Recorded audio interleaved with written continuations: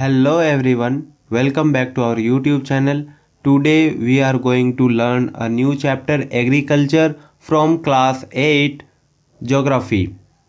तो आज के इस चैप्टर को हम लोग 9 भाग में डिवाइड करके पढ़ने वाले हैं। Number 1 introduction, number 2 agriculture primary activity, number 3 और different type of culture, number 4 farm system,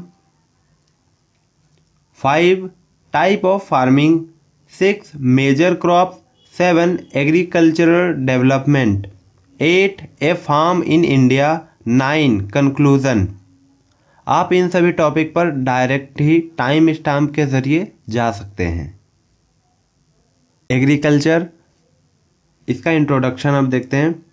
agriculture यानी खेती वो काम है जो हमें सबसे बेसिक चीज़ें प्रोवाइड कराता है, जैसे फूड, फाइबर्स और raw materials.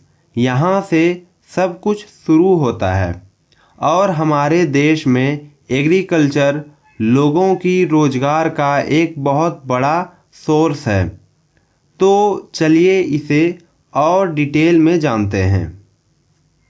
Agriculture primary activity.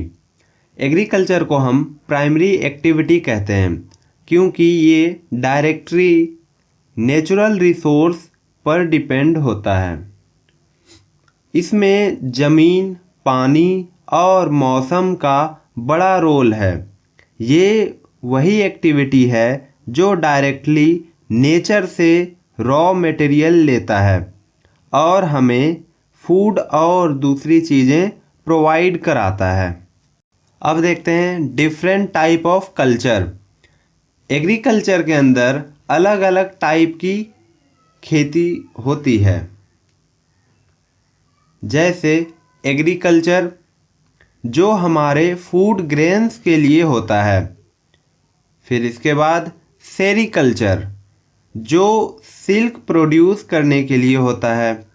फिर फिशिकल्चर जो मछलियाँ पालने के लिए किया जाता है। फिर इसके बाद आता है विटीकल्चर जिसके अंतर्गत ग्रेप्स उगाए जाते हैं। फिर एट द लास्ट आपको देखने को मिलता है हॉर्टिकल्चर जो फ्रूट और वेजिटेबल के लिए होता है। अब आगे बढ़ते हैं नेक्स्ट टॉपिक फार्म सिस्टम पर।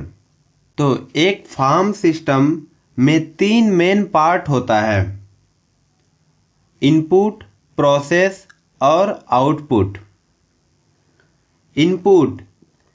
इनपुट में आते हैं seeds, fertiliser, pesticides and labours.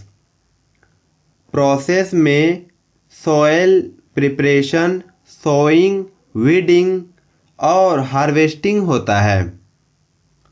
Output में मिलता है फाइनली क्रॉप जो हम कंज्यूम करते हैं या बेचते हैं, जैसे wheat, rice. Types of farming. Types of farming में 2 मेन टाइप होते हैं। पहला है सबसिस्टेंस फार्मिंग, यहाँ फार्मर अपने और अपने परिवार के लिए क्रॉप्स उगाते हैं। प्रोडक्शन यहाँ लिमिटेड होता है।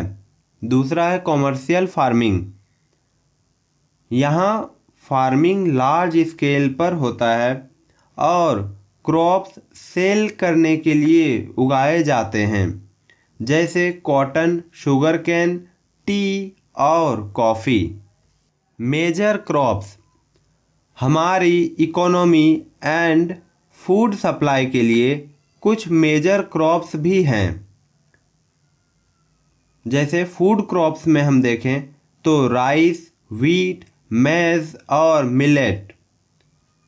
कैश क्रॉप में tea, coffee, sugar cane, cotton और जूट।